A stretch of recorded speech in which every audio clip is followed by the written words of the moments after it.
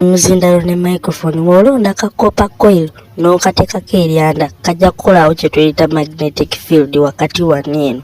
Kati w'oteekamu magnet wakati wano eno kijja kuforcinga kano kakopa coil okutandika okuvibratinga oba nga kabawunsinga kati wano wakati n'oteekawo kye tuyita ka membrane oba kale tukayite nga akaveera wakatandika okubawunsinga kabawunsingira kumu n'eno ki kopa coil.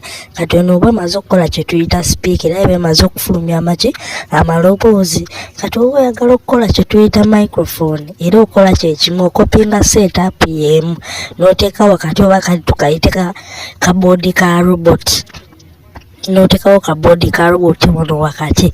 Kati w'oyogerera muneeno mu kano ka microphone eddoboozi liviirayo eno kiri mu speaker kitegeeza setup ya microphone y'emu n'eya speaker just engeri gye babi organizinzeemu ereeterawo enjawulo wakati awo.